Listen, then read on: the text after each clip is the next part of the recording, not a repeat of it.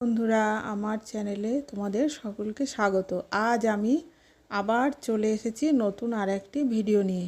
আজ তোমাদের সাথে শেয়ার করব পাবদা মাছের ঝাল। চলো তাহলে রান্নাটা শুরু করি। কড়াইটা একটু ভালো করে প্রথমে গরম করে নিতে হবে, তাহলে মাছটি এই তেল দেওয়ার পরে মাছটা কড়াইতে লেগে যাবে না। আর একটু ওই গরম তেলের মধ্যে নুন ছিটিয়ে নিলে দেখবে মাছগুলো কড়াইতে লাগবে না। এটা একটা টিপস থাকলো তোমাদের জন্য। আমি মাছগুলো কড়াইতে দিয়ে ভালো করে ভেজে বাটিতে তুলে রাখবো। তারপর আমি ওই তেলটা যেটা থাকবে কড়াইতে, সেই তেলের মধ্যে দেখো এখানে একটা মশলা আমি বানিয়ে রেখেছি, যেটা বাটিতে যে মশলাটা আছে কাঁচা লঙ্কা, পেঁয়াজ আর টমেটো, দুটো টমেটো বাটা আর একটু পেঁয়াজ কুচিয়ে নিয়েছি। এই কুচানো পেঁয়াজটা তেলের উপরে আমি দিয়ে দিলাম। এবার পেঁয়াজটা একটু হালকা লাল লাল করে ভেজে নিতে হবে। ভাজা হলে এই বাটা মশলাটা দিয়ে দিতে হবে। দিয়ে এবার মশলাটা একটু নাড়াচাড়া করে এরপর এতে আমি দেব হলুদ, তারপর দেব নুন, দিয়ে ভালো করে মশলাটা কষিয়ে নেব।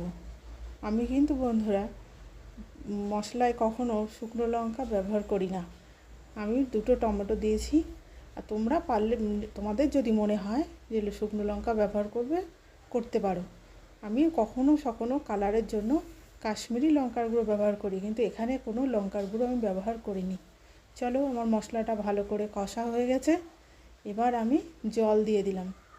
জল দিয়ে নেড়ে চেড়ে দেবো, ততক্ষণ অপেক্ষা করব যতক্ষণ এই তেল মানে ঝোলের যে এটা ভালোভাবে ফুটবে। ভালোভাবে টকবক করে যখন ঝোলটা ফুটে উঠবে, তখন আমি মাছগুলো ছেড়ে দেবো।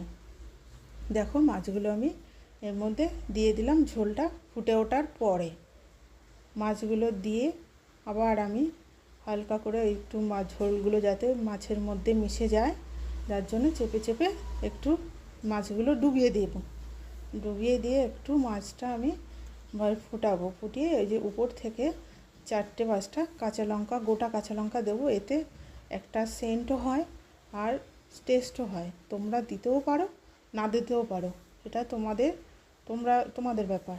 আমি দিই কারণ আমি গোটা লঙ্কা দিই, ভালো লাগে। এবার আমি একটু ধনেপাতা ছড়িয়ে দিলাম। শেষে তোমাদের কাছে আরও একটা টিপস আছে, যেটা ধনেপাতা যখন আমরা দেব তখন একটু যদি ঝোলের মধ্যে দিই তাহলে তার স্বাদটাই পাল্টে যায়। আবার নামানোর পরে আমি দেব। কিন্তু এই যে দেখো এখন আমার মাছের ঝালটা রেডি হয়ে গেছে। এখন আমি আবার দেখো উপর থেকে একটু ধনেপাতা ছড়িয়ে দিলাম। আগেও কিন্তু দিয়েছি। ওটা দিলে তরকারির স্বাদটা একটু অন্যরকম হয়। তোমরা একদিন এইভাবে আমার রান্না মাছ এই ঝালটা যদি তোমাদের ভালো লেগে থাকে, তাহলে তোমরা একদিন অবশ্যই বাড়িতে ট্রাই করে দেখো। কেন অনেকের সর্ষে বাটা সহ্য হয় না, তাতে তার সমস্যা হয়, গ্যাস হয়, অম্বল হয়। যার জন্য আমি এই পেঁয়াজ, লঙ্কা, টমেটো বাটা দিয়ে করি। যদি তোমাদের আমার ভিডিওটা ভালো লেগে থাকে তাহলে লাইক, শেয়ার, সাবস্ক্রাইব করে দিও। কেমন লাগলো কমেন্টেও জানিও।